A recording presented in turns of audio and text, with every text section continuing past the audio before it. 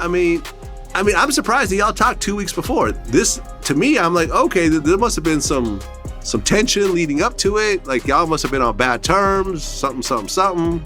One last question. If he were to call you up and say, yo, let's work it out, would you do it? I don't. Yo, what's good, fam? Your boy, back with another one. And today, we're diving deep into some Louisiana street politics that's going to blow your mind.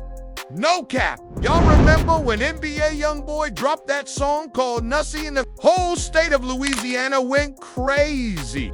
Well, let me break it down for you. This ain't just about this about decades of beef, murder charges, and 2 legends from the same city who went from family to enemies real quick. See, when YB said Nussie on that track, he wasn't just name dropping. He was opening up old wounds that Boosie thought was buried forever.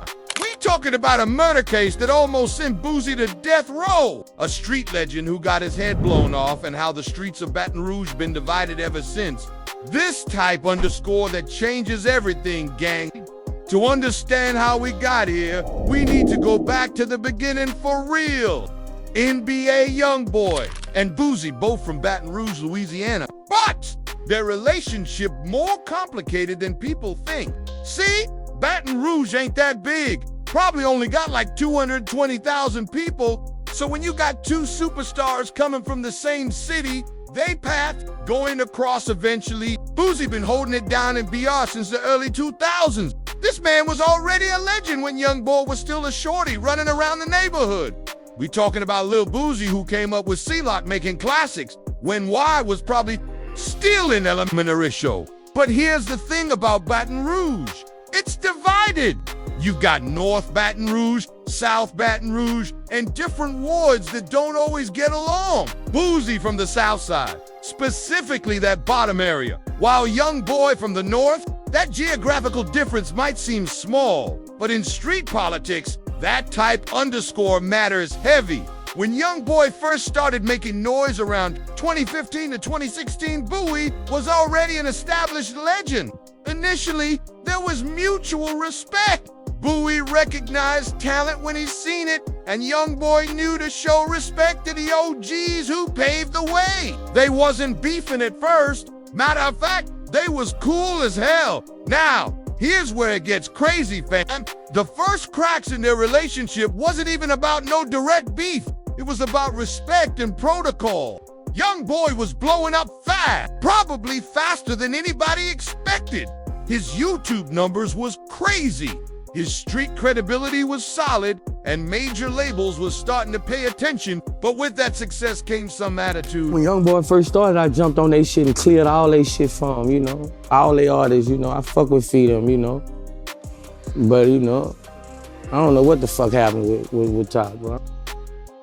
And some people felt like he wasn't showing proper respect to the legends who came before him. Boosie started feeling some type of way when YB wasn't clearing songs or showing that Louisiana love like he should. In one of his interviews, Boosie explained the situation.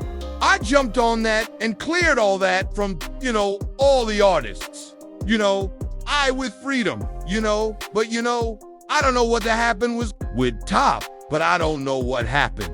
What Bowie was talking about was how he used to clear samples and help other Louisiana artists get their music out. But when it came to Youngboy, something changed. Maybe it was the label politics, maybe it was personal, but that reciprocal love wasn't there no more.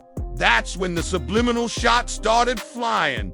Boosie felt disrespected. And when you disrespect Eloise analogy, there's going to be consequences.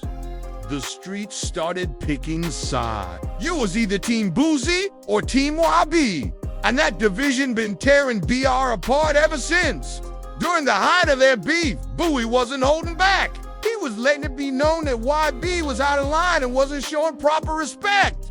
BOOI felt like it put in work for Louisiana hip-hop, opened doors for the younger generation, and Y was acting ungrateful. The beef escalated when they started making direct references. Homeboy, Mr. Louisiana. Back at home tonight. New Orleans didn't have me. Back at home tonight, I got a show in New Orleans and Hammond tonight. And I was just thinking about it, bro. I ain't never seen a ghost, bro. One time I was on, I don't want to talk about that. To each other in songs, Youngboy would drop bars that people interpreted as shots at Boosie, and Boosie would respond with his own. The fans was eating it up, but the streets was getting divided. Boosie was basically saying that YB needed to learn his place and shout inner vivres to the OGs who paved the way.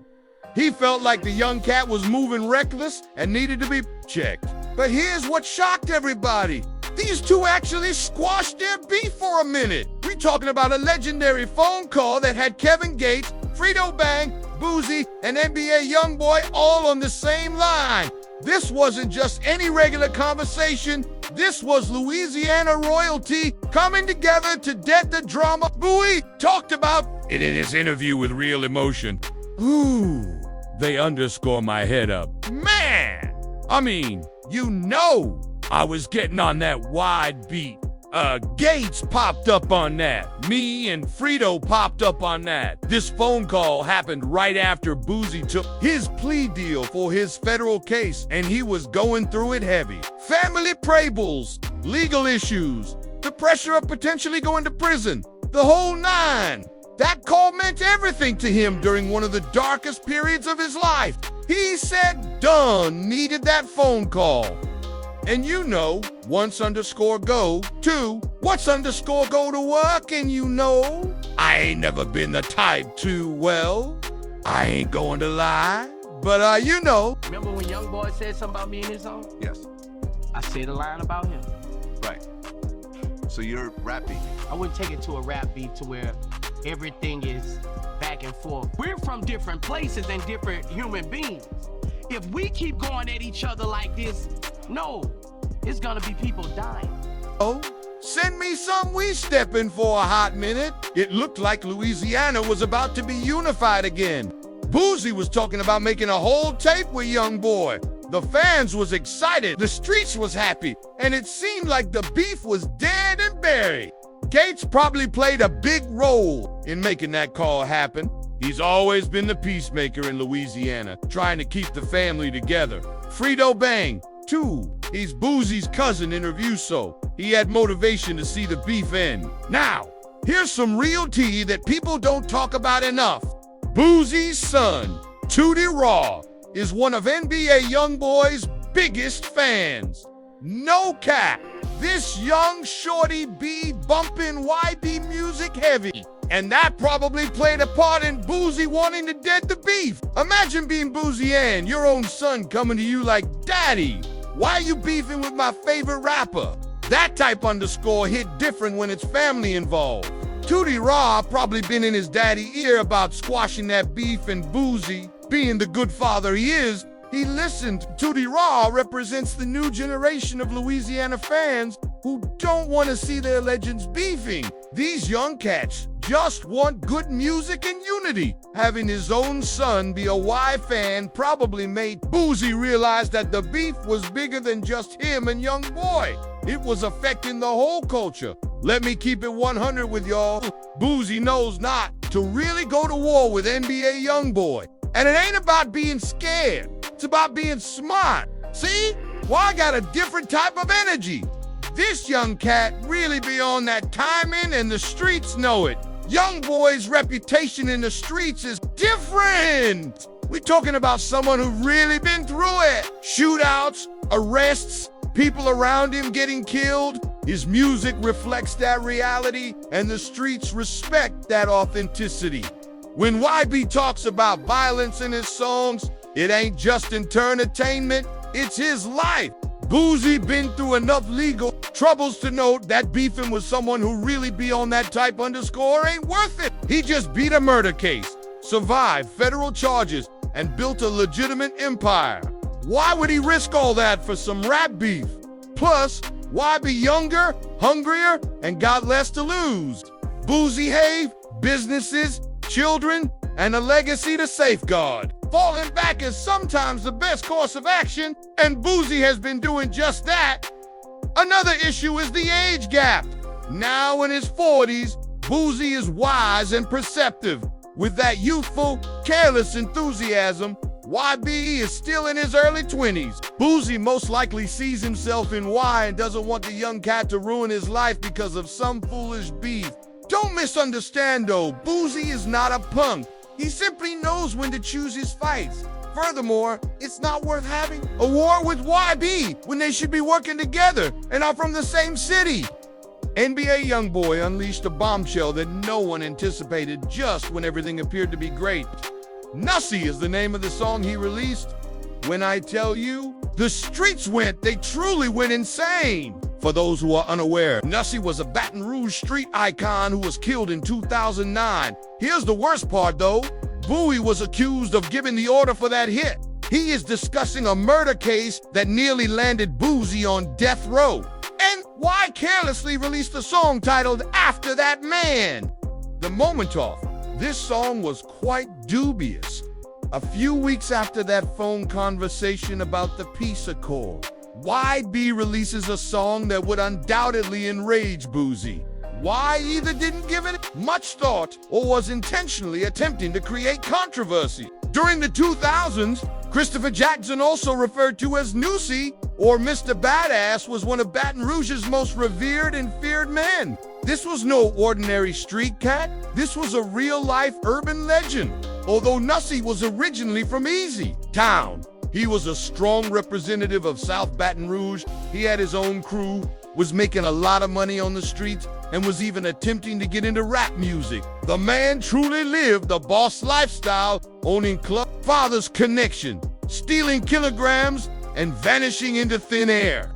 Additionally, Nussy was at odds with a number of Baton Rouge residents, some of whom were part of Boosie's social circle. Tensions arose over respect, money, and territory. All the typical street politics that result in bloodshed. Everything changed on February 9th, 2009. At his home on America Street in Baton Rouge, Nussy was shot and killed. It was a terrible murder, execution style. Multiple bullet wounds to the head. As soon as the streets began to talk, Boo's name was mentioned as the guy who had ordered the hit. Michael Marlowe, Mike Loudon, a teenage hitman, served as the focal point of the federal government's case.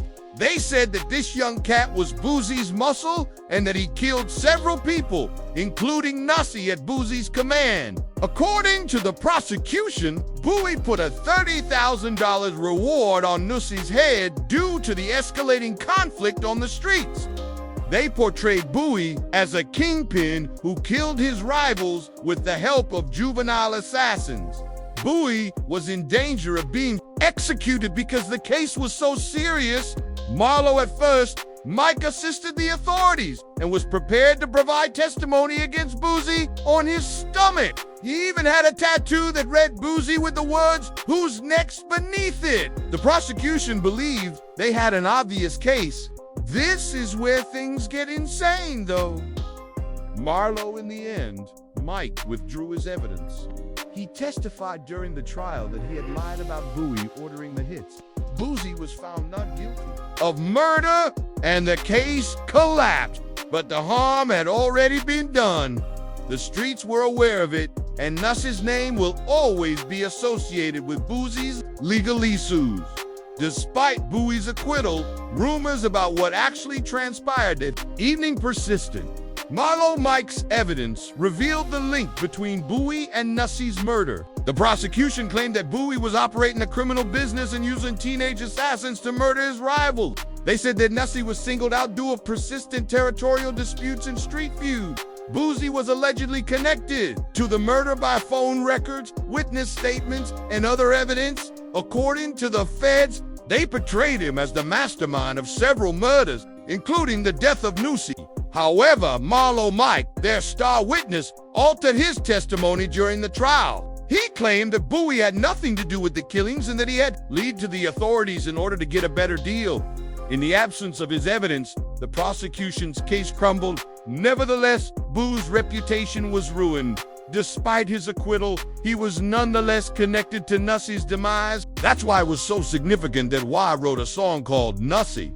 All those unpleasant memories were recalled. Boosie's reaction was betrayal and hurt.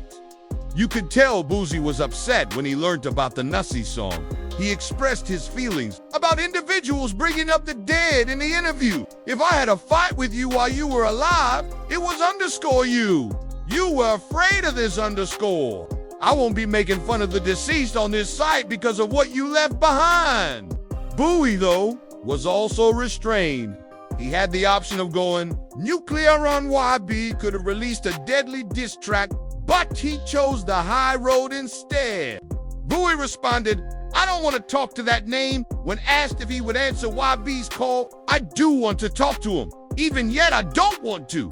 You are aware of his well-being. I don't take care of my dog. You know, you also don't do that. That's not what you do. That's not what I play. You don't harm my feelings by doing that, like." The anguish in Boo's voice was audible. Rap conflict wasn't the only issue here. This was a private matter. Bowie felt deceived because they had just made up, and YB had gone too far by bringing up Nussie. Bowie truly believed they had crushed everything. Therefore, the hurt was genuine. He was prepared to collaborate with YB and unite Louisiana. Next, YB proceeded to unlock Fidi Pescat Conceivable.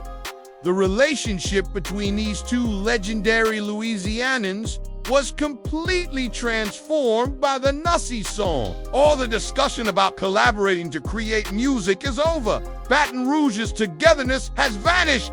Boosie believed that the wounds had healed, but YB had reopened them, and there was no turning back. This entire event demonstrates the complexity of street politics, particularly when dealing with legends not from the same city. Boosie and NBA Youngboy acted together to strengthen Louisiana and demonstrate to the world what BR is all about. Rather, they were embroiled in past grudges and injured emotions. Here's the actual tea. Though, there's probably more to this beef. Young YB doesn't appear to care about the repercussions. Boosie is a legend who won't allow any to disregard him, even if he's making an effort to be polite. I have a feeling that before this novel is over, there will be more chapters.